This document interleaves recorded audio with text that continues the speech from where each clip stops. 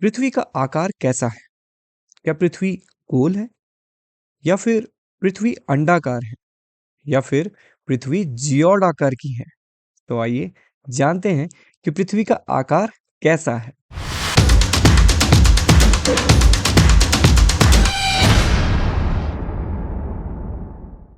क्या आपने पृथ्वी के आकार को देखा है? Like internet, news channel, books किसी में भी वो किस तरह की दिखाई देती है? क्या वो ट्रायंगल शेप में दिखती है या स्क्वायर शेप में दिखती है या रेक्टेंगल शेप में दिखती है? नहीं ना, वो हमेशा इस आकार की दिखाई देती है। तो जब पृथ्वी इस आकार की दिखाई देती है तो फिर पृथ्वी के आकार को लेकर दिक्कत क्या है? क्यों इसे स्फेयर नाम दिया गया, ऑब्लेट स्फेयर नाम दिया गया और अब जियोड नाम दिया जाता है?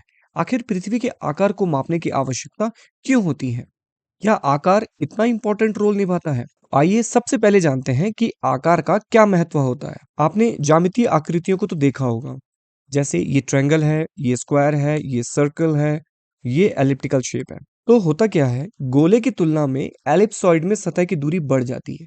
जैसे ये गोला है, इसमें आप देख सकते हैं इन दो बिंदुओं के बीच की दूरी 10 किलोमीटर है। तो वहीं एलिप्सॉइड में सतह की दूरी बढ़कर इन्हीं दो बिंदुओं के बीच की दूरी बढ़कर 12 किलोमीटर हो गई है। तो इस प्रकार आपने देखा कि गोले की तुलना में एलिप्सॉइड में सतह की दूरी काफी बढ़ गई है। इसीलिए हमें पता लगाने की आवश्यकता है कि पृथ्वी गोला है या एलिप्सॉइड, जिससे हमें पृथ्वी पर सही दूरी के बारे में जानकारी मिल सके और साथ ही दिशा के बारे में भी। सही आकार से दूरी और दिशा के बारे में सही जानकारी मिलती है और इसकी सबसे ज्यादा जरूरत होती है आधुनिक एयर ट्रैफिक में, रॉकेटरी जैसे विषयों में और अन्य क्षेत्रों जैसे मिसाइल परीक्षण के लिए।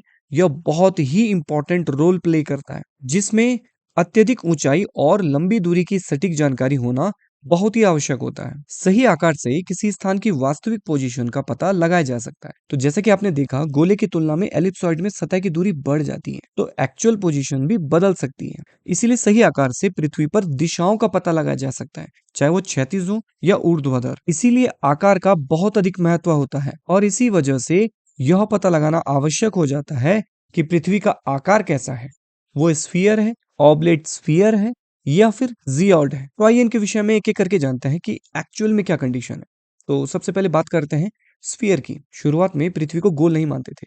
पृथ्वी को एक चपटी तस्तरी के भांति माना जाता था। जैसे हमारे घर के अंदर एक तस्तरी होती है, खाने की तस्तरी, वैसे माना जाता था। परंतु सबसे पहले पाइथागोरस ने यह माना कि पृथ्वी गोल है। 6वीं शताब्दी ईसा पूर्व में उनका मानना था कि चूंकि सूरज और चंद्रमा गोले की तरह दिखते हैं, इसलिए पृथ्वी भी गोल होगी।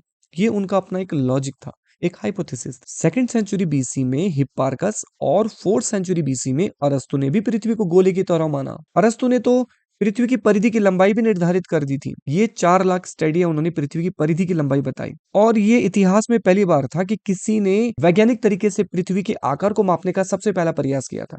हालांकि ये दूरी सही नहीं थी, लेकिन यह पहला प्रयास था। इसके बाद थर्ड सेंचुरी बीसी में इराटोस्थनीज आए और इराटोस्थनीज को जियोडेसी के संस्थापकों में से एक माना जाता है, क्योंकि इन्होंने ही सबसे पहले पृथ्वी के सही आकार को मापा था और बताया था कि पृथ्वी की परिधि की लंबाई 2.5 लाख स्टेडिया है, 25,000 मील है। हालांकि यह गणना वास्तविकता से 15% अधिक है, लेकिन इतिहास में पहली बार किसी ने इतनी एक्यूरेसी के साथ पृथ्वी के आकार को मापा था। परंतु ये सभी पृथ्वी के आकार को गोला मानते थे। इसीलिए इराटोस्थनीज से लेकर पिकार्ड तक के समय को जियोडेसी के इतिहास में स्फेरिकल एरा के नाम से जाना जाता था, क्योंकि ये सभी पृथ्वी को स्फेयर यानी कि गोले के रूप में मानते थे। परंतु जैसे जैसे समय बीता, वैसे वैसे ज्ञान में वृद्धि होने लगी और पृथ्वी के आकार को गोले से हटाकर एलिप्सॉइड माना जाने लगा। और इसका श्रेय जाता है न्यूटन को, क्योंकि न्यूटन ने ही सबसे पहले बताया कि पृथ्वी का आकार गोला हो ही नहीं सकता है। क्यों? क्योंकि एक तो पृथ्वी सूर्य के चारों ओर परिक्रमा करती है और दूसरा पृथ्वी अपने अक्ष पर भी घूमती है।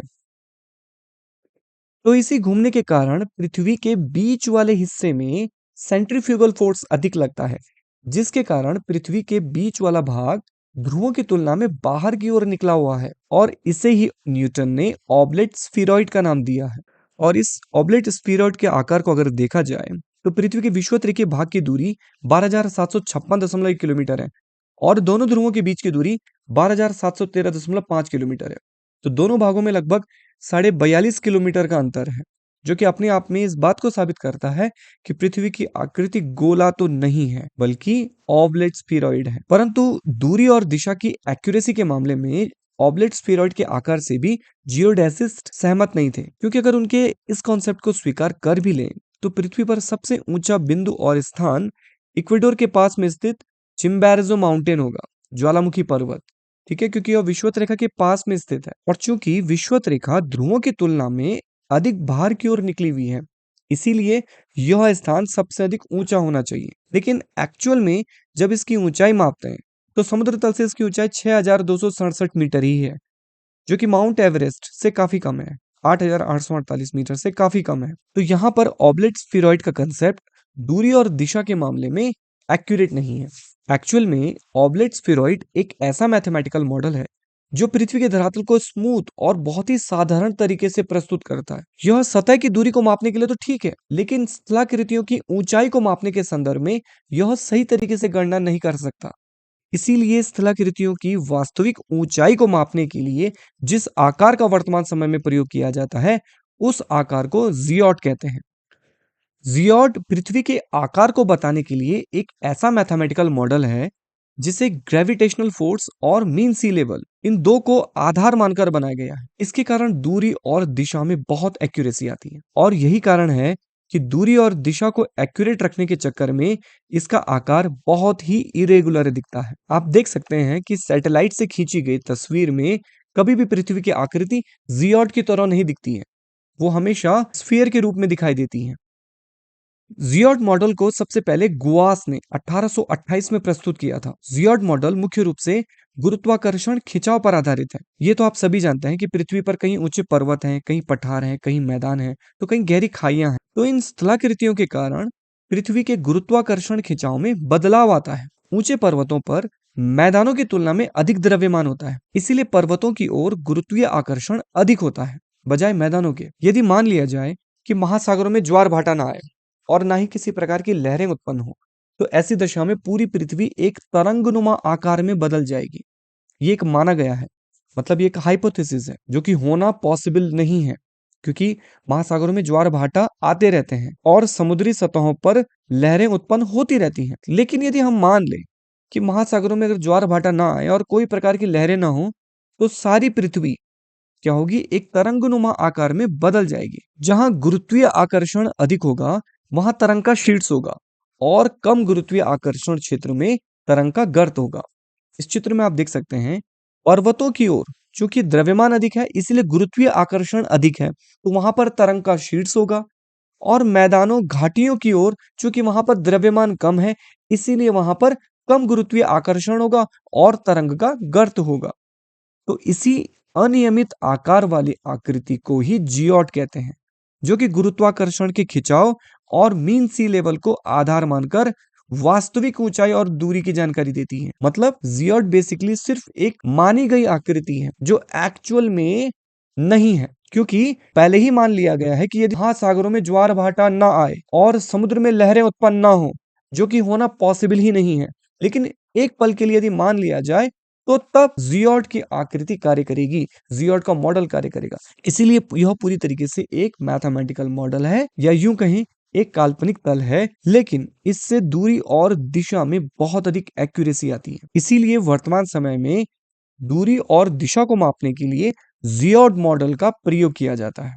आइए जानते हैं जियोट सरफेस की कुछ विशेषताएं। जियोट सरफेस में सभी स्थानों पर जियो पोटेंशियल समान होता है। जियो पोटेंशियल एनर्जी के अंतर्गत आती है ग्रेविटेशनल पोटेंशियल एनर्जी और सेंट्रीफ्यूगल एनर्जी। जियोट सरफेस में सभी स्थानों पर गुरुत्वाकर्षण शक्ति लंबवत तरीके से कार्य करती है। सामान्य रूप से माउंट एवरेस्ट, जो कि धरती का सबसे ऊंचा स्थान है 8,848 मीटर, जो कि धरती का सबसे गहरा स्थान है 10,984 मीटर की गहराई, तो इन दोनों के बीच का जो अंतर है वो लगभग 19 किलोमीटर का अंतर पैदा करती है। हालांकि पृथ्वी के संदर्भ में अंतर बहुत ज्यादा नहीं है, लेकिन अगर जियोट सरफेस की बात करें तो जियोट की तरंगनुमा सतह में यह अंतर केवल 200 मीटर के आसपास ही होगा। तो लगा लीजिए 19 किलोमीटर का जो अंतर है वो जियोट मॉडल के अंदर मात्र 200 मीटर का ही वेरिएशन दिखाएगा। इसमें सबसे ऊंचा स्थान आइसलैंड के पास 85 मीटर और सबसे नीचा बिंदु सदर्न इंडिया के पास -106 मीटर होगा।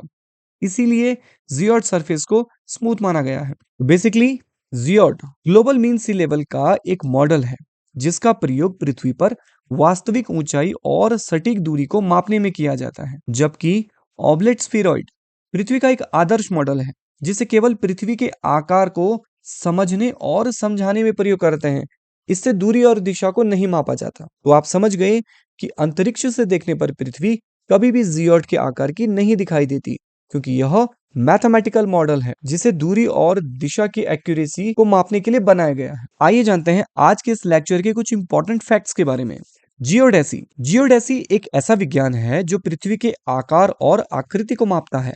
यह पृथ्वी के ग्रेविटी फील्ड को मापता है और पृथ्वी पर सही लोकेशन, डायरेक्शन और डिस्टेंस को मेजर करता है। नंबर 2, पृथ्वी का आकार बदलता रहता है। कभी कभी भूकंप, ज्वालामुखी विस्फोट या उल्का प्रहार जैसी घटनाओं के कारण पृथ्वी का आकार बदलता रहता है। कभी कभी दैनिक ज्वार भी महासागर और क्रस्ट दोनों को प्रभावित करता है। कभी कभी टेक्टोनिक प्लेट के बहाव के साथ या बर्फ की भारी चादर के पिघलने के बाद क्रस्ट के पलटने के कारण भी पृथ्वी के आकार में परिवर्तन धीमा और स्थिर होता है। नंबर 3, सभी ग्रहों या उपग्रहों का आकार गोल ही क्यों होता है? तो इसका उत्तर है गुरुत्वाकर्षण के कारण। सभी ग्रह या उपग्रह विभिन्न धातु या अधातु पदार्थों के बने होते हैं। ये पदार्थ ठोस, तरल या फिर गैस की अवस्था में होते हैं। इसमें सबसे भारी पदार्थ नीचे कोर में जमा होते हैं और हल्के पदार्थ उससे ऊपर बाहर की ओर जमा होते जाते हैं और सबसे बाहर की ओर सबसे हल्के पदार्थ जमा होते हैं। तो गुरुत्वाकर्षण शक्ति इन सभी पदार्थों को अपनी ओर आकर्षित करती है। तो सभी दिशाओं से गुरुत्वीय आकर्षण के कारण ही ग्रह या उपग्रह गोल हो जाते हैं। तो आज के लिए बस इतना ही। मिलते हैं अगली वीडियो में एक नई टॉपिक के साथ। तब तक वर्क हार्ड बट जॉयफुली।